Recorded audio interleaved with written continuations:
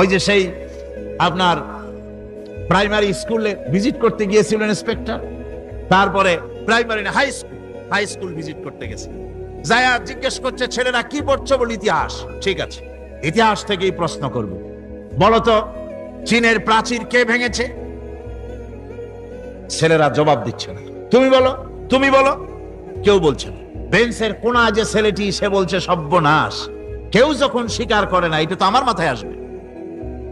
সব শেষ ইন্সপেক্টর তাকে বলছে তুমি বলো তো কে ভেঙেছে চীনের প্রাচীর? কয় স্যার, গ্রামে আমার দুষ্টমির যথেষ্ট বদনাম আছে, কিন্তু চীনের প্রাচীর ভাঙার মতো দুষ্কর্ম আমি করি নাই। ইন্সপেক্টর খুব রেগে গেলেন, মাস্টারের দিকে তাকালেন, এই বুঝি আপনার ইতিহাস পড়ানো? মাস্টার ইন্সপেক্টরের বিরক্তি ভরা মুখ দেখে বলছেন, স্যার রাগ করবেন না, এসব ছাত্র তো আমার, ওদের অবস্থা তো আমি জানি, আপনি আসছেন ঢাকা থেকে, আপনি জানবেন কি? আমি হলপ করে বলতে পারি আমার ক্লাসের কোন ছাত্র চীনের প্রাচীর ভাঙে নাই।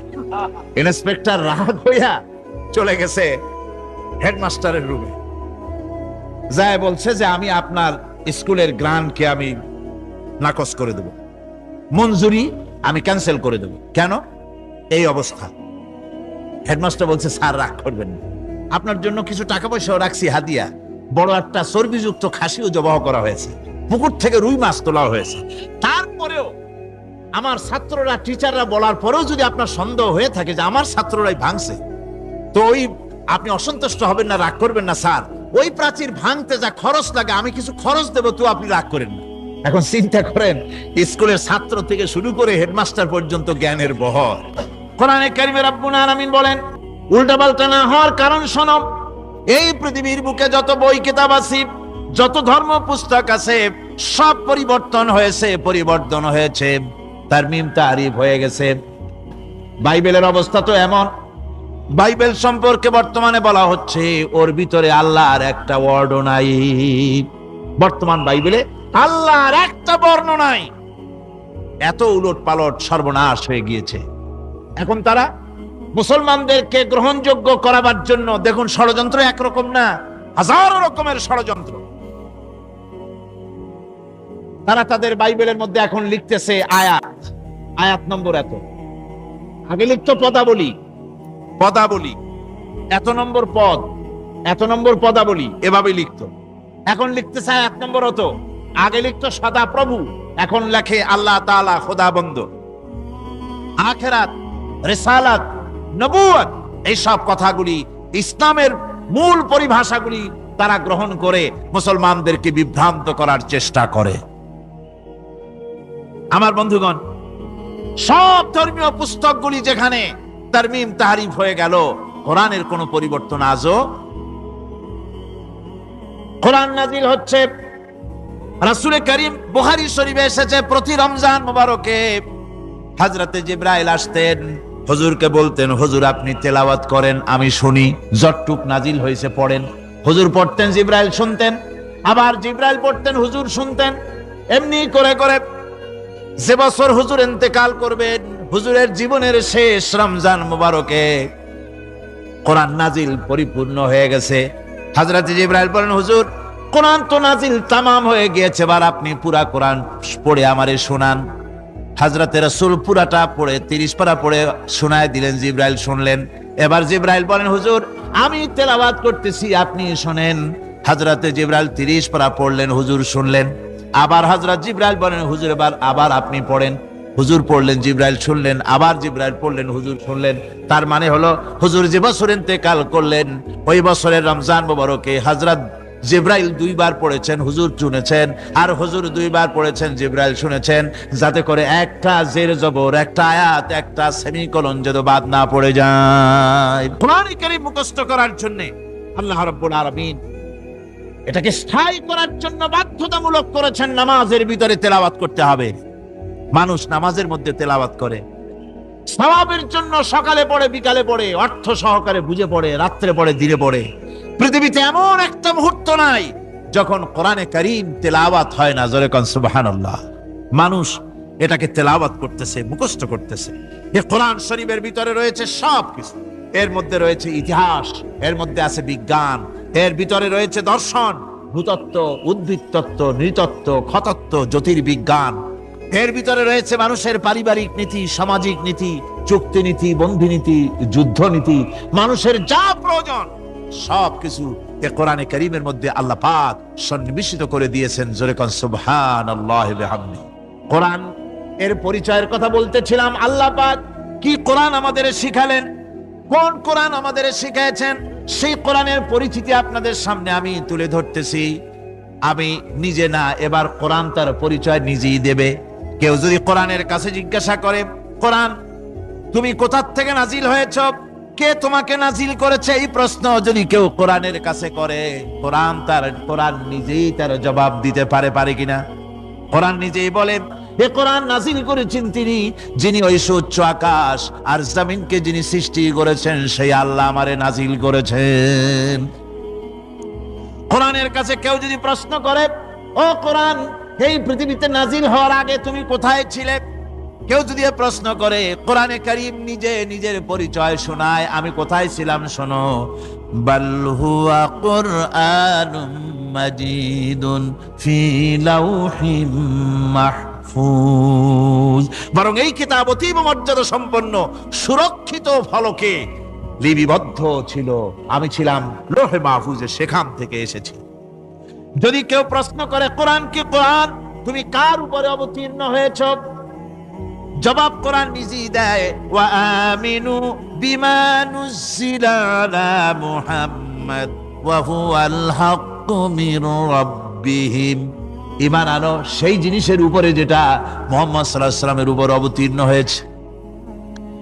আবার অন্য আয়াতেও জবাব পাওয়া যায়, তাবারাকাল্লাযী নাযালাল ফুরকানা আলা আবদিহি লিয়াকুনা লিল আলামিনা নাযীরা, অতীব বরকতপূর্ণ মহান সত্তা সেই আল্লাহ রাব্বুল আলামিন, যিনি তার বান্দার পরে ফুরকান অবতীর্ণ করেছেন। সুবহানাল্লাহি ওয়া বিহামদিহি। কোরআনের নাম আমি বলেছিলাম শুধু কোরআন নয়, অনেক নাম আছে। কোরআনের আরেক নাম ফুরকান। কোরআনের আরেক নাম কি? আল ফারকু বাইনাল হাক্কি ওয়াল বাতিল। কোরআন হচ্ছে সেই মহাসত্য যা মিথ্যা এবং সত্যের মধ্যে পার্থক্য সূচিত করে, মঙ্গল এবং অমঙ্গলের মধ্যে পার্থক্য সৃষ্টি করে, যা সত্য এবং মিথ্যার মধ্যে তাফরিকা সৃষ্টি করে, সত্যকে মানুষকে বুঝিয়ে দেয়, তার নাম হচ্ছে ফুরকান। এবার যদি প্রশ্ন করা হয়, ও কোরআন বুঝলাম তুমি লৌহে মাহফুজে ছিলে, বুঝলাম তুমি নবীজির উপরে নাজিল হয়েছো, এবার বলো তুমি কোন মাসে নাজিল হয়েছো, তুমি তো আসছিলা প্রথম, কোন মাসে নাজিল হয়েছো? এ প্রশ্ন যদি কেউ করে, কোরআন তার জবাবে বলবে, রমজানের পবিত্র মাসে আমি অবতীর্ণ হয়েছি। সুবহানাল্লাহ। যদি প্রশ্ন করা হয়, রমজানে তো আসছো, কিন্তু প্রথম নাজিল হয়েছিল কোন সময়, ওটা কি দিন ছিল না রাত ছিল? কোরআন তার জবাবে বলে, ইন্না আনজালনাহু ফি লাইলাতিল কদর, কদরের পবিত্র রাতে আমি এই পৃথিবীতে আমার আগমন ঘটেছিল। যদি প্রশ্ন করা হয়, বুঝলাম সবই, কেন নাজিল হয়েছে তুমি, এই পৃথিবীতে তোমার আসার উদ্দেশ্য কি, মূল কাজটা কি, এই প্রশ্ন যদি করা হয়, কোরআনে কারীম তার জবাবে বলে, শোনো কেন এসেছি, লিতুখরিজান নাসা মিনাজ যুলুমাতি ইলান নূর। আমার মিশন হচ্ছে গোটা বিশ্ব মানবতাকে পুঞ্জীভূত জমাট বাঁধা অন্ধকারের ভেতর থেকে টেনে বের করে আলোর সন্ধান দিতে, আলোর দিকে আনার জন্য আমি কোরআন নাজিল হয়েছি। গোটা পৃথিবীর মানুষ আছে অন্ধকারের ভিতরে। কিসের মধ্যে? অন্ধকার কি? অন্ধকার হচ্ছে পুঁজিবাদ, অন্ধকার সমাজতন্ত্র, অন্ধকার ধর্ম নিরপেক্ষতাবাদ, অন্ধকার জাতীয়তাবাদ, মানুষের তৈরি করা যত মতবাদ সব কি? জোরে কোন, সবগুলি কি? অন্ধকার। আজকে আসার সময় দেখলাম দেওয়ালে লেখা, সমাজতন্ত্র আমরা প্রতিষ্ঠা করে ছাড়বো। চিন্তা করলাম, যারা লিখছেন তারা কি পাগল না ছাগল? কি আশ্চর্য কথা! যেই মতবাদ পৃথিবীর মাটি থেকে যে গ্রহণ করেছে, এই মতবাদ সেই দেশের লোকেরা ঢাকা মেরে তাদের দেশ থেকে বিদায় করে দিল, তাদের টোটাল হাতটি বিদায় করে দিল, ছিন্ন ভিন্ন করে জুতার তলে শেষ করে দিল। তৈরি করা বিলিয়ন বইগুলি চালিয়ে দিল। বাংলাদেশের কিছু ছাগল যে সমাজতন্ত্র এখন টিকায় রাখবো, এটা মাথা খারাপ, পাগল না মাথা গোল বুঝতে পারছি না। আমার বন্ধুগণ, এগুলি সব অন্ধকার। এই অন্ধকারের ভেতর থেকে মানুষগুলিকে টেনে আনবে কোরআন কিসের দিকে? আলোর দিকে। এবার যদি প্রশ্ন করা হয়, বুঝলাম তুমি অন্ধকার থেকে আলোর দিকে নিয়ে আসবে, আলোর দিকে আসলে পরে ফায়দাটা কি হবে? মূল ফায়দাটা বুঝায় দাও, আসল ফায়দা কি হবে তোমারে যদি মানি? কোরআন তার জবাব দেয়, নিজের পরিচয় নিজে তুলে ধরে। এই কোরআনকে যদি মেনে চলো, এই কোরআনের আইন যদি মানো, সমাজে মানো, ব্যক্তিতে মানো, পরিবারে মানে, রাষ্ট্রে মানো, জীবনের সব ক্ষেত্রে সমস্ত জায়গায় যদি এই কোরআনকে মেনে চলো, ফালা খাউফুন আলাইহিম, তাহলে তোমাদের কোনো ভয় থাকবে না, ওয়ালা হুম ইয়াহজানুন, কোনো চিন্তাও থাকবে না। কিসের ভয় থাকবে না? কোরআনের আইন মেনে যদি চলো সমাজে ও রাষ্ট্রে, চুরির ভয়, ডাকাতির ভয়, জিনার ভয়, হত্যার ভয়, সন্ত্রাসের ভয়, কোনো ভয় থাকবে না। ওয়ালা হুম ইয়াহজানুন, চিন্তাও থাকবে না। খাওয়া পড়া, শিক্ষা, চিকিৎসা, বাসস্থান, এগুলির কোনো চিন্তা থাকবে না। কোরআনের সমাজে সব কিছুর গ্যারান্টি দেওয়া হবে, সবগুলি পেয়ে যাবে।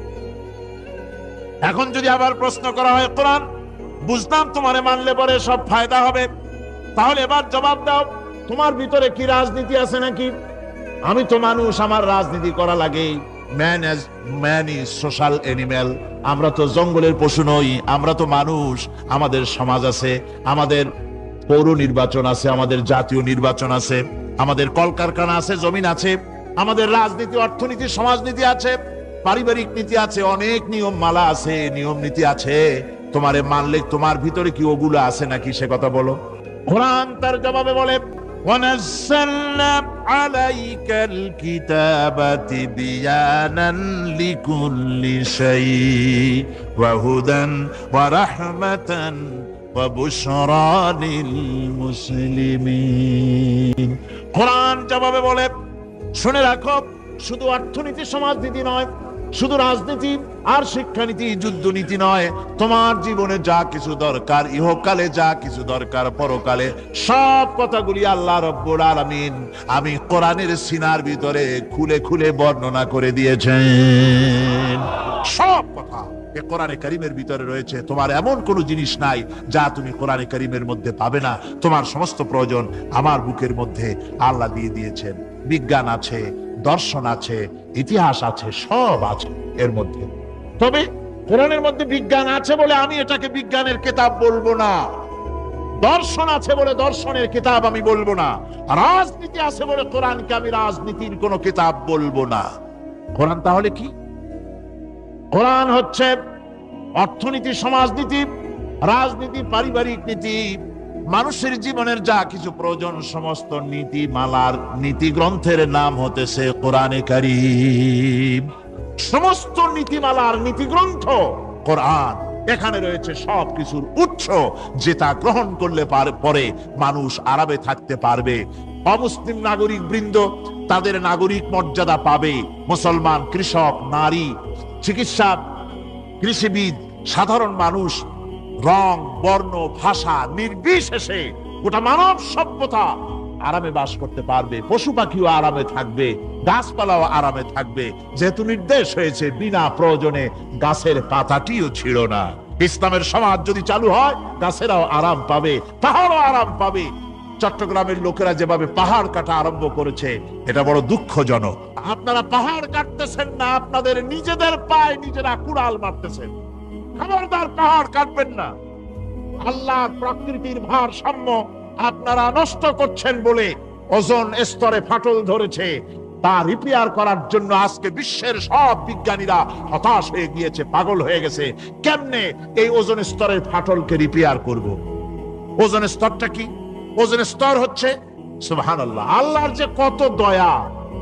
সূর্য, সেই সূর্যের রয়েছে আলট্রা ভায়োলেট রে, যাকে বাংলায় বলা হয় অতি বেগুনি রশ্মি।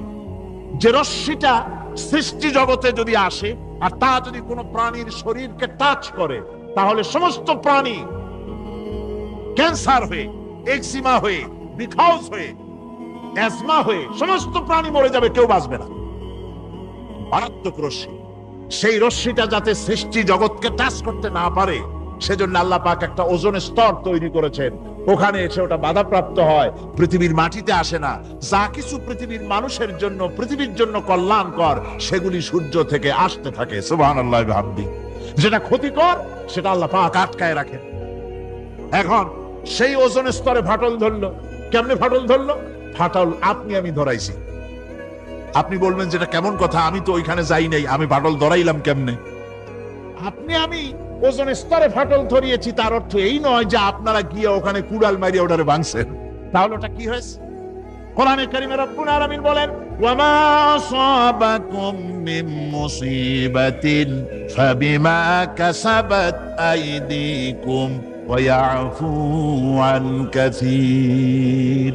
যত বিপদ তোমাদের উপর আরোপিত হয়, সমস্ত বিপদ তোমাদের দুই হাতের কামাই করা। কে বলছেন? আল্লাহ পাক। ওজনের স্তরে ফাটল ধরেছে, এটা বিপদ। বিশ্ব সমস্ত মানব সভ্যতা সৃষ্টি জগতের জন্য বিপদ। এই বিপদের জন্য দায়ী পৃথিবীর মানুষ। কিরকম?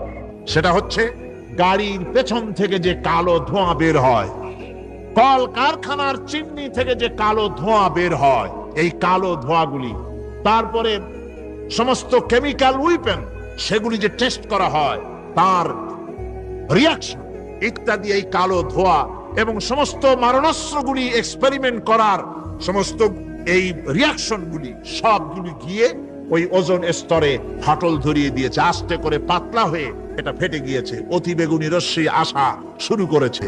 এটাকে বন্ধ করার জন্য বিজ্ঞানীরা আজ মরিয়া হয়ে গিয়েছে। ইনশাআল্লাহ আল্লাহ পাক তার বিজ্ঞানীদের মানুষের মাথায় বুদ্ধি এনে দিবেন, রিপেয়ারও হয়ে যাবে ইনশাআল্লাহ। সবাই বলেন ইনশাআল্লাহ।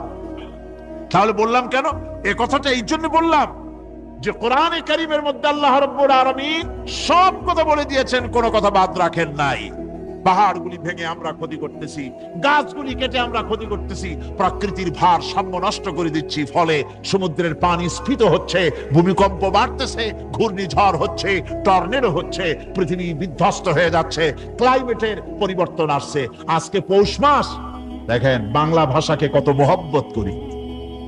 যদি বলি আজকে ডিসেম্বরের কত তারিখ, গড়গড় করে মুখস্থ হয়ে যাবে। বাংলারে খুব ভালোবাসি, মাসটার তারিখ বলতে পারলাম না, দুঃখিত। এই হলো আমাদের ভালোবাসা। আজকে পৌষ মাসের অর্ধেক শেষ হয়ে যাচ্ছে, অথচ মনে হচ্ছে শীত যেন তার শ্বশুর বাড়ি বেড়াতে গেছে।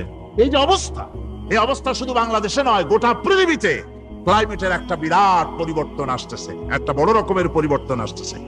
এর কারণ হচ্ছে এই পৃথিবীর মানুষেরা নিজেরাই প্রকৃতির ভারসাম্যকে নষ্ট করে দিয়েছে।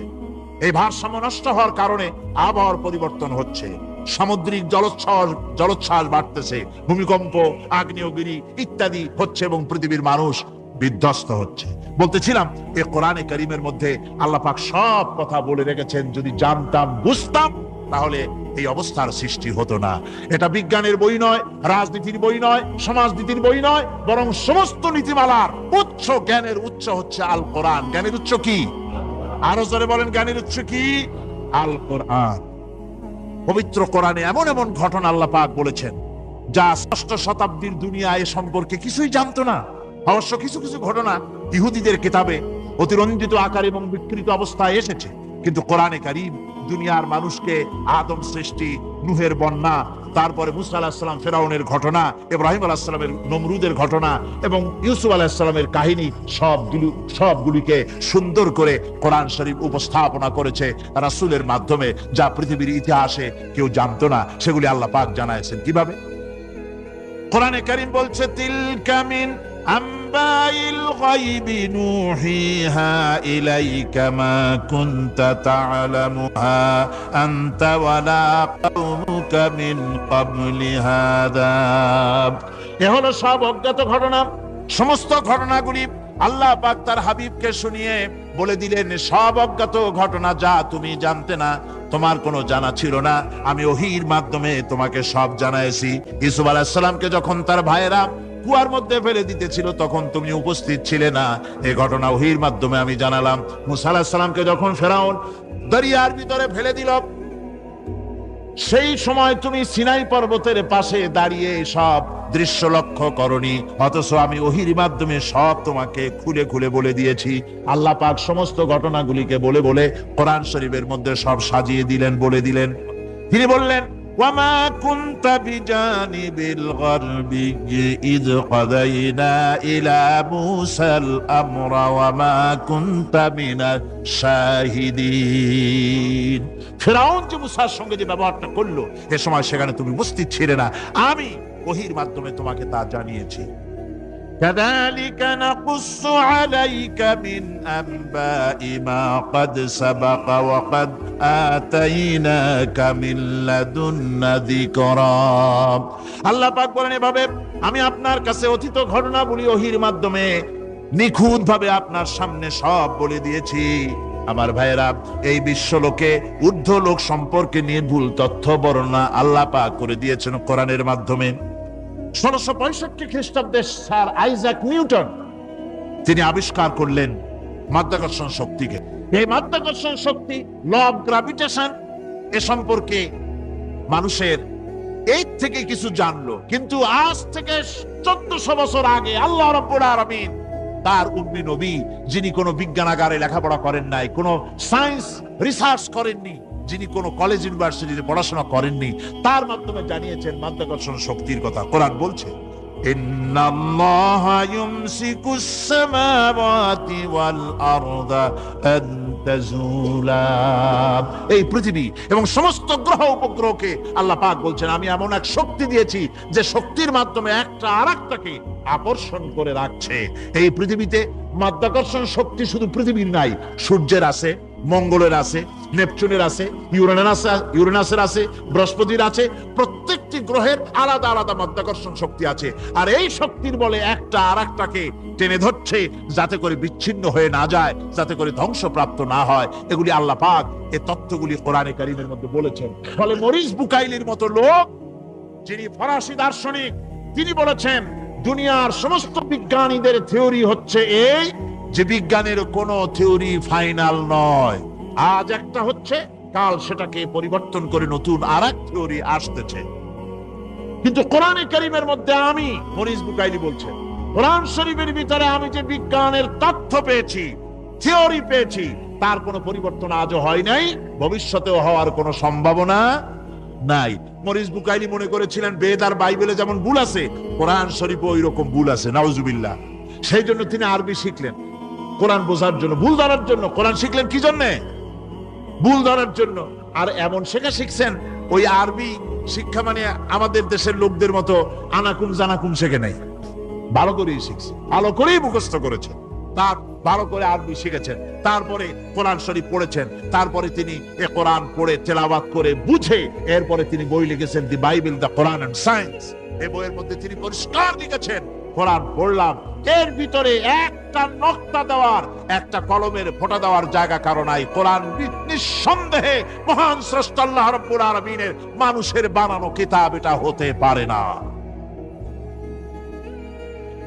সুতরাং কোরআন শরীফের মধ্যে আল্লাহ পাক সব কথা বলে দিয়েছেন।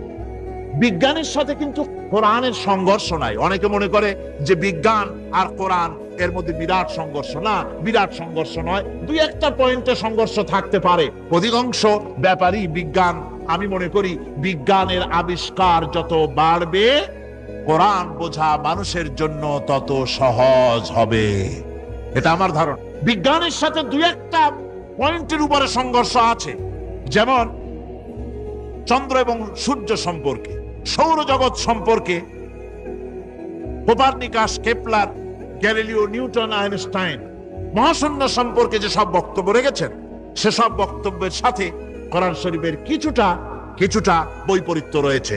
যেমন কেউ বলেছেন সূর্য ঘোরে, পৃথিবী স্থির, কেউ বলে সূর্যের চতুর্দিকে পৃথিবী ঘোরে, কেউ কয় চন্দ্র ঘোরে, কেউ কয় আমরা কি আর বসে থাকি, আমরাও ঘুরি। কিন্তু আসলে ঘোরেটাকে কে ঘোরে, এ ফয়সালা কে দেবে? কে দিবে বলুন তো? হ্যাঁ, ঠিক বলেছেন, আল্লাহই দিবেন, কারণ এগুলি সৃষ্টি করেছেন কে? এবার শুনুন, এই বিতর্কের মীমাংসা আল্লাহ পাক করছেন কোরআনে কারিমে বহু আগে। গ্যালিলিও, কেপলার, কোপার্নিকাস, এদের বলার অনেক আগে বিশ্বনবী জনাবে মুহাম্মদ রাসূলুল্লাহ সাল্লাল্লাহু আলাইহি ওয়াসাল্লাম তিনি বলে দিয়েছেন, আল্লাহর কথা তিনি বলেছেন, লাশ-শামসু ইয়ামবাগি লাহা আন তুদরিকাল কামারা ওয়ালাল লাইলু সাবিকুন নাহার ওয়া কুল্লুন ফি ফালাকিন ইয়াসবাহুন। প্রবল জ্ঞানী হইবে যাহারা, আপন মনেতে বুঝিবে তাহারা, রাত্রি পারে না আগে যাইবার দিনের স্থান করি অধিকার, চন্দ্র বাঁধে না সূর্যের গায়েতে, সূর্য পারে না চন্দ্রকে ধরিতে, যার যে স্থান বহাল রাখিয়া ভ্রমণ করিছে খোদাকে ডরিয়া।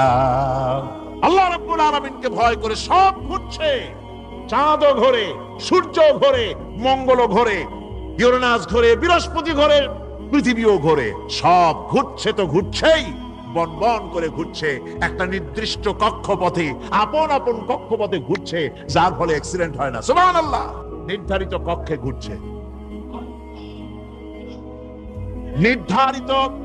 নির্ধারিত কক্ষে ঘুরছে। এর কক্ষগুলি আল্লাহ পাক ঠিক করে দিয়েছেন, সেই কক্ষে ঘুরতেছে, একে অপরের পথ অতিক্রম করতেছে না। আবার ওই মহাশূন্যের ভেতরে রয়েছে black hole. Black hole, black hole কি? ব্ল্যাক হোল হচ্ছে একটা বিরাট অন্ধকার গহ্বর, একটা মৃত্যুকূপ।